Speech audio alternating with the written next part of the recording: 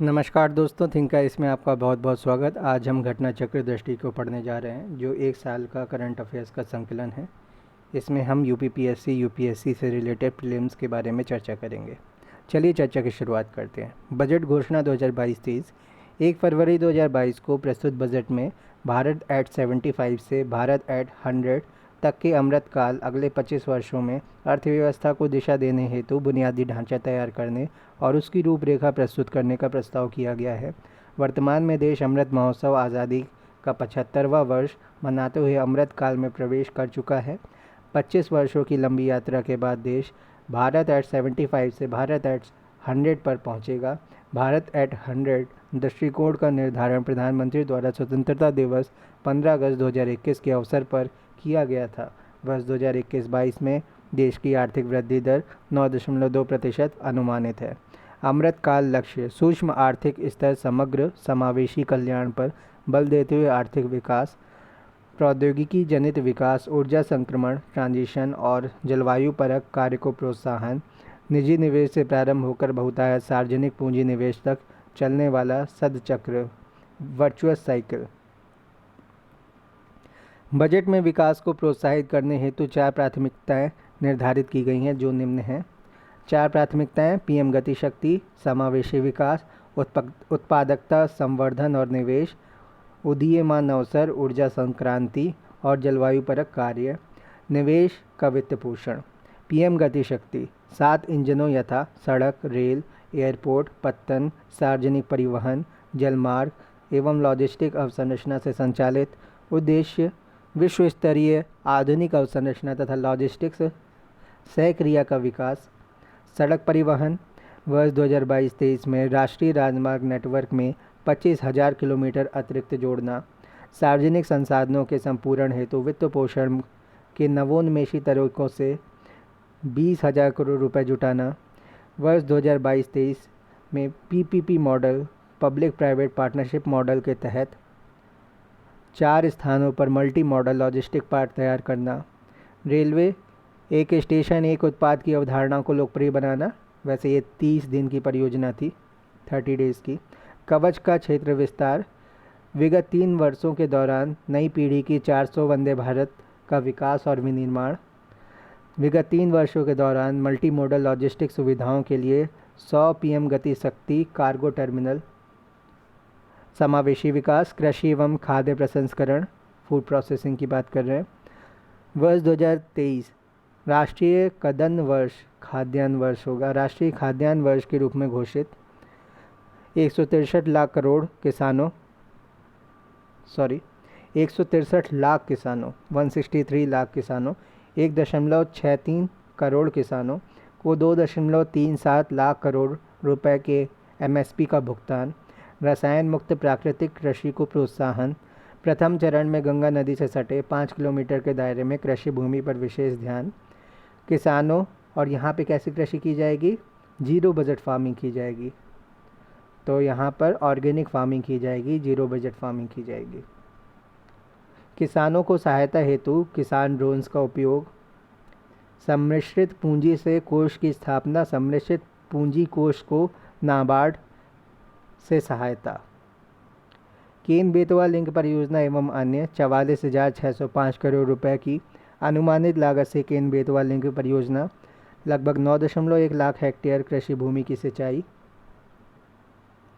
103 megawatt hydro एवं 27 megawatt सौर ऊर्जा का उत्पादन। तो 103 मेगावाट हाइड्रो पावर एनर्जी और 27 मेगावाट सोलर पावर एनर्जी का उत्पादन। वर्ष 2021-22 में आवंटित 4,300 करोड़ रुपए और 2022-23 में आवंटित 1,400 करोड़ रुपए। Emergency credit line guarantee scheme ECLGS अवधि बढ़ाकर 23 मार्च 2023 तक करना है। गारंटी का दायरा 50,000 करोड़ रुपए से बढ़ाकर 5 लाख करोड़ रुपए तक। Credit guarantee trust for micro and small enterprises CGTMSE का पुनरुद्धार। इसके माध्यम से MSME को 2 लाख करोड़ रुपए तक का अतिरिक्त ऋण मिलेगा। वर्ष 2022-23 से raising and accelerating MSME performance RAMP R A M P programme का क्रियान्वयन 5 वर्षों में 6,000 करोड़ रुपए का परिव्यय। गुणवत्ताप्रद शिक्षा एवं कौशल विकास, कौशल एवं आजीविका हेतु डिजिटल इकोसिस्टम देश स्टैक ई पोर्टल का क्रियान्वयन। ड्रोन शक्ति की सुविधा प्रदान करने तथा ड्रोन एज अ सर्विस हेतु स्टार्टअप का प्रोत्साहन। 1+1 टीवी चैनल कार्यक्रम का 12 से बढ़ाकर 200 टीवी चैनलों तक विस्तार। स्वास्थ्य की बात कर लेते हैं। नेशनल डिजिटल हेल्थ इकोसिस्टम का क्रियान्वयन। गुणवत्तापरक मानसिक स्वास्थ्य परामर्श एवं देखभाल हेतु नेशनल टेलीमेंटल हेल्थ प्रोग्राम का क्रियान्वयन। क्या चीज़ है ये? गुणवत्तापरक मानसिक स्वास्थ्य परामर्श एवं देखभाल हेतु नेशनल टेलीमेंटल हेल्थ प्रोग्राम का क्रियान्वयन। एकीकृत ढांचा मिशन शक्ति, मिशन वात्सल्य एवं सक्षम आंगनवाड़ी एवं पोषण 2.0 का। वर्ष 2022-23 में स्वास्थ्य सेवाओं हेतु बजटीय आवंटन सक्षम 20,263 करोड़ रुपए, पीएम पोषण 10,234 करोड़ रुपए, मिशन वात्सल्य 1,472 करोड़ रुपए, मिशन शक्ति 3,184 करोड़ रुपए। समावेशी कल्याण हर घर नल से जल, इसमें 2022-23 में 3.8 करोड़ परिवारों को कवर करना। वर्ष 2022-23 में 60,000 करोड़ रुपए का आवंटन। पीएम आवास योजना शहरी एवं ग्रामीण, वर्ष 2022-23 में 80 लाख घरों का निर्माण कार्य पूरा करना। वर्ष 2022-23 में 48,000 करोड़ रुपए का आवंटन 48,000 करोड़ रुपए डिस्ट्रीब्यूट किए गए। पीएम देव आईएनई, इसको कहते हैं पीएम डिवाइन, तो DEVINE पीएम डिवाइन उत्तर पूर्व में आवश्यकता आधारित अवसंरचना एवं सामाजिक विकास हेतु वर्ष 2022-23 में 1,500 करोड़ रुपए का आवंटन। तो नॉर्थ ईस्ट डेवलपमेंट के लिए पीएम डिवाइन योजना शुरू की गई है, 1,500 करोड़ रुपए दिए गए हैं। डिजिटल पेमेंट्स अनुसूचित वाणिज्यिक बैंकों शेड्यूल कॉमर्शियल बैंक के द्वारा 75 जिलों में 75 डिजिटल बैंकिंग यूनिट्स की स्थापना। उत्पादकता संवर्धन एवं निवेश उदीयमान अवसर ऊर्जा परिवर्तन एवं जलवायु परक कार्य। उत्पादकता संवर्धन एवं निवेश कारोबारी सुगमता 2.0 का क्रियान्वयन। राइट टू नो की जगह नीड टू नो के सिद्धांत का पालन। विश्वास आधारित शासन भू दस्तावेजों के IT आधारित प्रबंधन हेतु unique land parcel identification number. वर्ष 2022-23 में घरेलू उद्योग से रक्षा क्षेत्र हेतु 68% पूंजीगत क्रय बजट वर्ष 2021-22 में 58% था, बढ़ गया ये 58 से 68 हो गया, 10% की बढ़ोतरी। जीवन की सुगमता के दूसरे चरण का क्रियान्वयन। विश्वास आधारित शासन वर्ष 2022-23 में एम्बेडेड चिप के साथ ई-पासपोर्ट जारी किया जाना। कार्बन तटस्थ अर्थव्यवस्था की दिशा में संक्रमण ट्रांजिशन। उच्च प्रभावी मॉड्यूलों के निर्माण हेतु उत्पादन से जुड़ी प्रोत्साहन योजना हेतु 19,500 करोड़ रुपए के आवंटन का प्रस्ताव। थर्मल पावर संयंत्रों में 5 से 7% बायोमास पैलेट को जलाने का प्रस्ताव। 38 MMT कार्बन डाइऑक्साइड की कमी का अनुमान। निवेशों का वित्त पोषण पूंजी परिव्यय को प्राथमिकता। वर्ष 2022-23 में 7.5 लाख करोड़ रुपए 7.5 लाख करोड़ रुपीस का आवंटन। 35.4% की वृद्धि। GDP का 2.9%। वर्ष 2021-22 में 5.54 लाख करोड़ रुपए का आवंटन। GDP का 4.1%। प्रभावी पूंजीगत व्यय वर्ष 2022-23 में 10.68 लाख करोड़ रुपए का आवंटन। तो वर्ष 2021-22 में 5.54 लाख करोड़ रुपए का आवंटन हुआ था। प्रभावी पूंजीगत व्यय वर्ष 2022-23 में 10.68 लाख करोड़ रुपए का आवंटन हुआ। GDP का ये 4.1% है। वैसे 7.5 लाख करोड़ रुपए का आवंटन हुआ है किसमें? कैपिटल एक्सपेंडिचर में। संसाधन को जुटाना हरित अवसंरचना के संसाधनों हेतु ग्रीन बॉन्ड्स। उदीयमान क्षेत्रों के लिए सम्मिश्रित वित्त सरकार का योगदान 20%। उदीयमान क्षेत्रों के लिए सम्मिश्रित वित्त सरकार का योगदान 20%। वर्ष 2022-23 में भारतीय रिजर्व बैंक द्वारा डिजिटल रुपए का संचालन। राज्यों को और अधिक वित्तीय गुंजाइश प्रदान करना। पूंजीगत निवेश हेतु राज्यों को वित्तीय सहायता योजना के तहत वर्ष 2021-22 में बजट अनुमानित 10,000 करोड़ रुपए। वर्ष 2021-22 में कितना दिया गया था? 15,000 करोड़ रुपए। सभी निवेशों को प्रेरित करने हेतु राज्यों की सहायता के लिए वर्ष 2022-23 में 1 लाख करोड़ रुपए का अतिरिक्त आवंटन। 15वें वित्त आयोग की सिफारिशों के अनुरूप 2022-23 में राज्यों की जीएसडीपी के 4% तक राजकोषीय घाटे की अनुमति, जिसमें 0.5% विद्युत क्षेत्र सुधार से संबंधित। कर प्रस्ताव गलतियों को ठीक करने हेतु करदाताओं को 2 वर्ष के भीतर अद्यतन रिटर्न दायर करने की अनुमति। राज्य सरकार के कर्मचारियों के एनपीएस खाते में कर्मचारियों की कर कटौती सीमा को 10% से बढ़ाकर 14% करना। विकलांग व्यक्तियों के लिए कर में राहत। सहकारी समितियों के लिए 18.5% की वैकल्पिक न्यूनतम कर दर को 15% करना। सहकारी समितियों जिनकी आय 1 से 10 करोड़ रुपए तक है के वर्तमान अधिभार दर 12% में कमी करते हुए 7% करना। कर संबंधित प्रोत्साहन देने के लिए पात्र स्टार्टअप्स को शामिल करने की अवधि मार्च अंत तक 2022 में वृद्धि, मार्च अंत तक 2023 तक। आभासी परिसंपत्ति के अंतरण से होने वाली आय पर 30% का कार्य। नवनिगमित विनिर्माण कंपनियों को धारा 115 BAB के तहत विनिर्माण या उत्पादन के आरंभ करने की अंतिम तिथि 2023 में वृद्धि 2024 तक कर दिया गया है इसे। तो अप्रैल की शुरुआत तक 2023, तो 31 मार्च 2023 को बढ़ाकर इसको कर दिया है 31 मार्च 2024। AOP एसोसिएशन ऑफ पर्सन्स का पर अधिभार 37% की सीमा में कमी करके 15% कर दिया गया है। आय या लाभ पर लगने वाले किसी भी सरचार्ज या उपकर को व्यापारिक व्यय न मानना। हस्तांतरण से उत्पन्न दीर्घावधिक पूंजी अभिलाभ पर अधिभार। हस्तांतरण से उत्पन्न दीर्घावधिक पूंजी अभिलाभ पर अधिभार की उच्चतम सीमा 15%। राष्ट्रीय पूंजीगत वस्तु नीति 2016 का उद्देश्य वर्ष 2025 तक पूंजीगत वस्तुओं का उत्पादन दोगुना करना। पूंजीगत वस्तुओं और परियोजना आयातों में रियायती दरों को धीरे धीरे समाप्त करना और 7.5% की आसान टैरिफ दर लागू करना। रत्न और आभूषण क्षेत्र के प्रोत्साहन हेतु काटे एवं तराशे गए हीरे एवं रत्न पत्थरों पर सीमा शुल्क 5%। छातों पर शुल्क वृद्धि करते हुए 20% करना। अनब्लेंडेड ईंधन पर 1 अक्टूबर 2022 से 2 रुपये प्रति लीटर अतिरिक्त विभेदक उत्पाद शुल्क का क्रियान्वयन।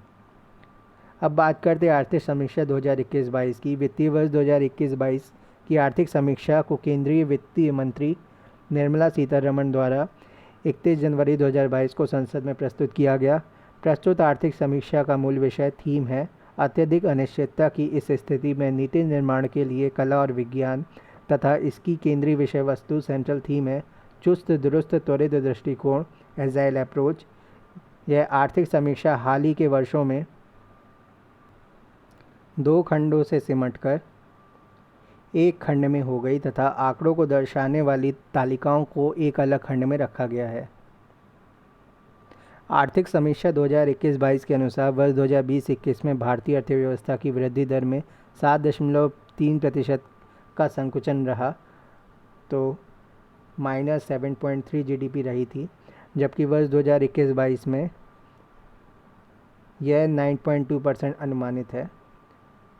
वर्ष 2022-23 के लिए भारतीय अर्थव्यवस्था की वृद्धि दर 8 से 8.5% अनुमानित है, जो विश्व बैंक तथा एशियाई विकास बैंक द्वारा भारतीय अर्थव्यवस्था की वृद्धि दर हेतु अनुमानित आंकड़े 8.7% किसकी है विश्व बैंक द्वारा और 7.5% एशियाई डेवलपमेंट बैंक द्वारा। जनवरी 2022 में जारी IMF की विश्व आर्थिक आउटलुक 2022 के अनुसार वर्ष 2021-22 एवं 2022-23 के लिए भारत की वार्षिक GDP के 9% की दर से तथा वर्ष 2023-24 में 7.1% की दर से वृद्धि का अनुमान है। यह आंकड़ा भारत को इन 3 वर्षों में वैश्विक स्तर पर सबसे तेज़ी से बढ़ती अर्थव्यवस्था के रूप में पेश करता है। वित्त वर्ष 2020-21 में कृषि की वृद्धि दर 3.6% दर्ज की गई थी, जबकि वर्ष 2021-22 में फर्स्ट हाफ में यह 3.9% अनुमानित है। एनुअल एस्टीमेट है, पहला एनुअल एस्टीमेट 2021-22 का 3.9% अनुमानित। वित्त वर्ष 2021-22 का पहला एनुअल एस्टीमेट है। इसके दौरान उद्योग और सेवा क्षेत्र में क्रमशः 11.8% और सेवा क्षेत्र में कितना है 8.2% की वृद्धि दर अनुमानित है, जबकि वर्ष 2020-21 का वृद्धि दर क्रमशः -7% और -8.4% थी। उद्योग में -7%, सेवा क्षेत्र में -8.4% थी। सकल मूल्यवर्धन जीवीए में क्षेत्रवार हिस्सेदारी प्रतिशत में, तो कृषि और संबद्ध क्षेत्र में 2021-22 में फर्स्ट एनुअल एस्टीमेट 18.8, उद्योग में 28.2, खनन और उत्खनन में 2.3, विनिर्माण में 15.4, बिजली गैस पानी की आपूर्ति और अन्य उपयोगी सेवाएं में 2.5, निर्माण में 8, सेवाओं में 53, व्यापार होटल परिवहन संचार और प्रसारण से संबंधित सेवाओं में 16.9, वित्तीय रियल एस्टेट और पेशेवर सेवाओं में 20.9, लोक प्रशासन रक्षा और अन्य सेवाओं में 15.2, मूल कीमत पर जीवीए 100। नोट: पहला रिवाइज एस्टीमेट प्रथम संशोधित अनुमान, पी अनंतिम अनुमान, ए प्रथम अग्रिम अनुमान।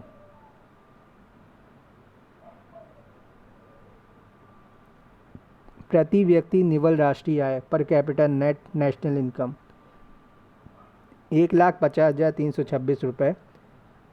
वर्तमान कीमतों पर वर्ष 2021-22 में वृद्धि दर है 16.7%। स्थिर कीमतों पर वर्ष 2021-22 में 93,973 रुपये, वृद्धि दर 8.4% प्रथम अग्रिम अनुमान के हिसाब से। सकल घरेलू बचत ग्रॉस डोमेस्टिक सेविंग्स जीडीपी के प्रतिशत के रूप में वर्तमान बाजार कीमतों पर 2018-19 में 30.6 थी, घरेलू क्षेत्र में 19.3, निजी निगम क्षेत्र में 10.6, सार्वजनिक क्षेत्र में 0.7, 2019-20 में 31.4 हुई, घरेलू क्षेत्र में 19.6, निजी क्षेत्र में 10.7, निजी निगम क्षेत्र में था 10.7, सार्वजनिक क्षेत्र में 1.1। प्रमुख फसलों के शीर्ष 3 उत्पादक राज्य एवं उत्पादन वर्ष 2020-21 में उत्पादन मिलियन टन में, तो चावल कहाँ उगता है? सबसे पहले नंबर पे वेस्ट बंगाल, दूसरे पे उत्तर प्रदेश, तीसरे में पंजाब।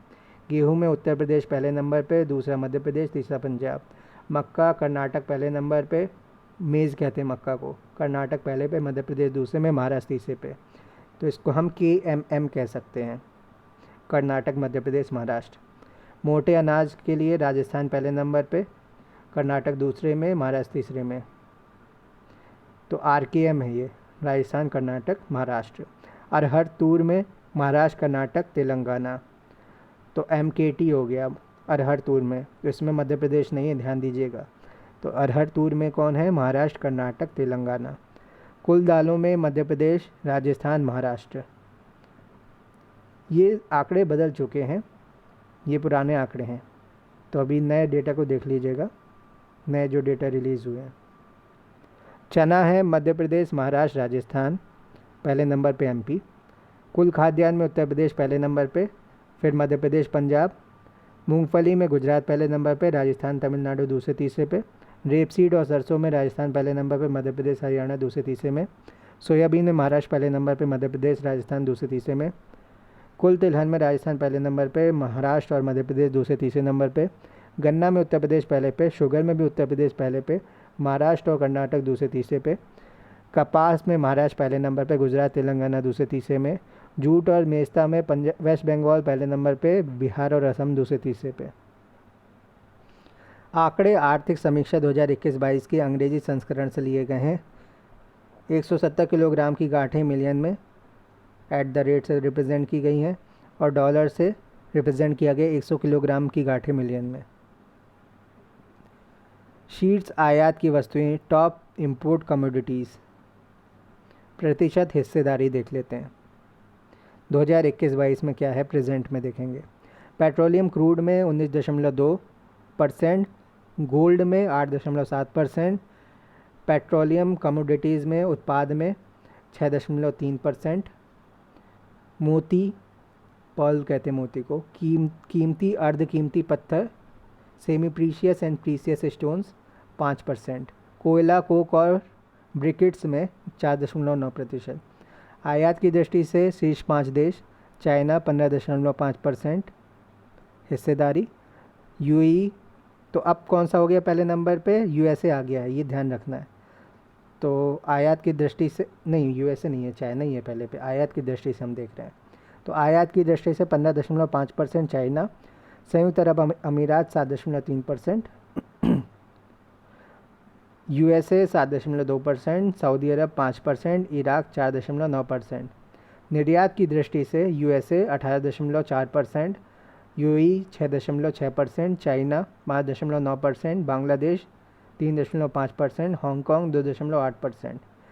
शीर्ष निर्यात की वस्तुएं, टॉप एक्सपोर्ट कमोडिटीज़ कौन कौन सी हैं 2021-22 में, प्रतिशत हिस्सेदारी। पेट्रोलियम उत्पाद 14.9%, मोती, कीमती, अर्ध कीमती पत्थर, मोती, कीमती और अर्ध कीमती, precious and semi precious stones and pearl 6.8%। लौह एवं इस्पात, तो लौह एवं इस्पात, steel and iron 6%। Drug formulation एवं बायोलॉजिकल 4.7%। स्वर्ण, सोना एवं अन्य कीमती धातु के आभूषण 2.8%। फसलों के उत्पादन, क्षेत्रफल एवं उत्पादकता। खाद्यान्न में देख लेते हैं 2020-21 में मिलियन टन में उत्पादन हुआ है। खाद्यान्न में 308.6, दालों में 25.7 मिलियन टन, चावल में 122.3 मिलियन टन उत्पादन, गेहूं में 109.5 मिलियन टन उत्पादन, ज्वार में 4.8 मिलियन टन उत्पादन, मक्का में 31.5 मिलियन टन उत्पादन, मूंगफली में 10.2 मिलियन टन उत्पादन, गन्ना में 399.3 मिलियन टन उत्पादन, कपास में 35.4 मिलियन टन उत्पादन। तो कपास का हम चतुर्थ अग्रिम अनुमान है लगभग 170 किलोग्राम गांठें टन हेक्टेयर में। चलिए इसको छोड़ते हैं, आगे देखते हैं। खाद्यान्न में सकल क्षेत्र में मिलियन हेक्टेयर में 2020-21 में 129.3 मिलियन हेक्टेयर, दालें 28.8 मिलियन हेक्टेयर, चावल 45.1 मिलियन हेक्टेयर, गेहूं 31.6 मिलियन हेक्टेयर, ज्वार 4.2 मिलियन हेक्टेयर, मक्का 9.9 मिलियन हेक्टेयर, मूंगफली 6.1 मिलियन हेक्टेयर, गन्ना 4.9 मिलियन हेक्टेयर, कपास 13 मिलियन हेक्टेयर। अब बात करते हैं प्रति हेक्टेयर पैदावार, किलोग्राम पर हेक्टेयर।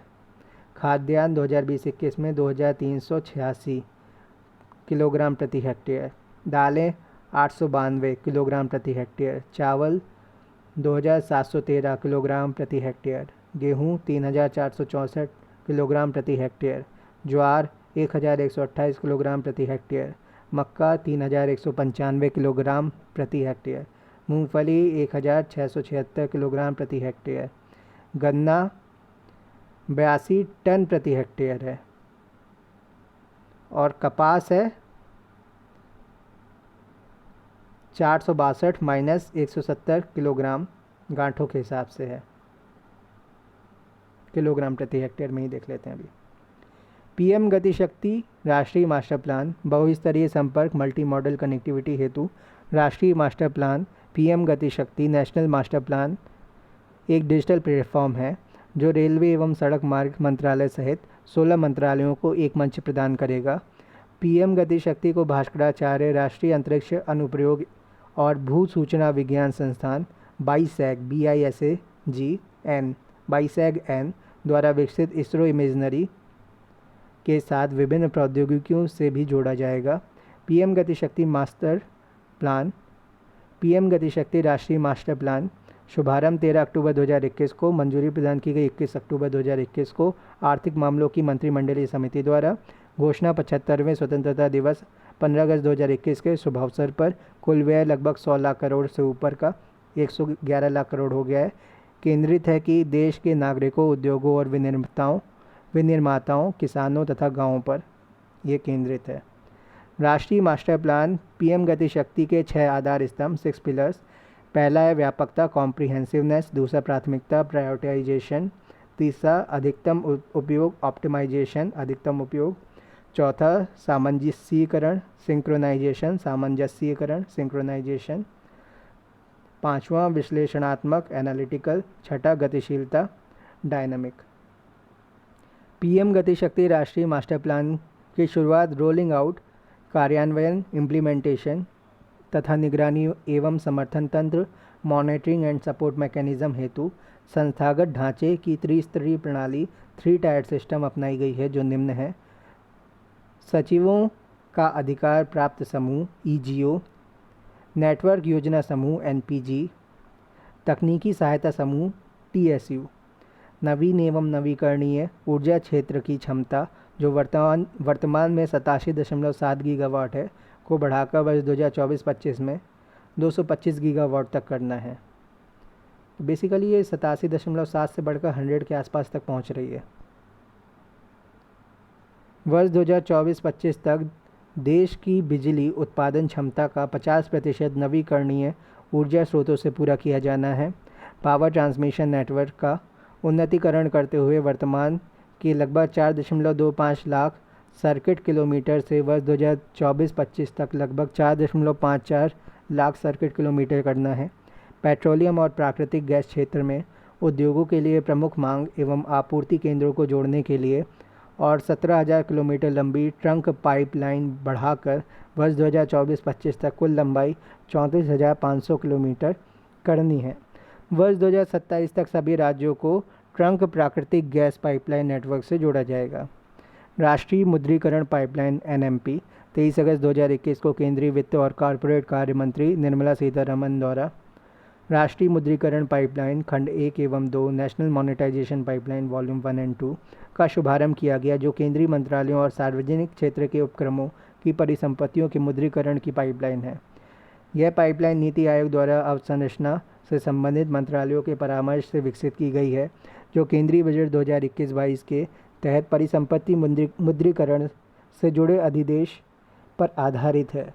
राष्ट्रीय मुद्रीकरण पाइपलाइन के तहत वित्तीय वर्ष 2022 से लेकर वित्तीय वर्ष 2025 तक की 4 वर्ष की अवधि में केंद्र सरकार की मुख्य परिसंपत्तियों के माध्यम से कुल 6 लाख करोड़ रुपए की मुद्रीकरण क्षमता एग्रीगेट मोनेटाइजेशन पोटेंशियल का अनुमान लगाया गया है।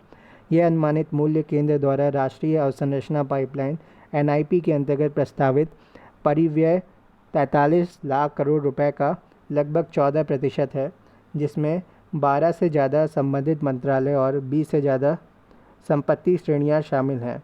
मूल्य के आधार पर वार्षिक चरण के संदर्भ में 0.88 लाख करोड़ रुपयों के अनुमानित मूल्य वाली 15% संपत्तियों को वित्त वर्ष 2021-22 में जारी करने की कल्पना की गई है। अनुमानित मूल्य के अनुसार कुल पाइपलाइन मूल्य में शीर्ष 5 क्षेत्रों की हिस्सेदारी निम्न है। पहले पे सड़कें हैं 27% हिस्सेदारी, दूसरे पे रेलवे है 25% हिस्सेदारी, तीसरे पे बिजली है 15% हिस्सेदारी, चौथे पे तेल और गैस पाइपलाइन है 8% हिस्सेदारी, पाँचवें पे दूरसंचार है 6% हिस्सेदारी। वित्त वर्ष 2022 से 25 के लिए क्षेत्रवार मुद्रीकरण पाइपलाइन करोड़ रुपए में। सड़कें हैं 1,60,200 करोड़ रुपए, समयावधि 4 वर्ष 2022 से 25। दूरसंचार 35,100 करोड़ रुपए। रेलवे है 1,52,496 करोड़ रुपए। कुल राष्ट्रीय मुद्रीकरण पाइपलाइन रुपए 6 लाख करोड़ रुपए। वेयर हाउसिंग के लिए 28,900 करोड़ रुपए। बिजली पारेषण के लिए 45,200 करोड़ रुपए। खनन के लिए माइनिंग के लिए 28,747 करोड़ रुपए। बिजली उत्पादन के लिए 39,832 करोड़ रुपए।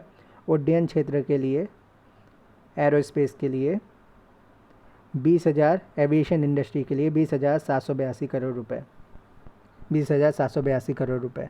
नेचुरल गैस पाइपलाइन के लिए 24,462 करोड़ रुपए। पोर्ट्स के लिए बंदरगाह के लिए 12,828 करोड़ रुपए।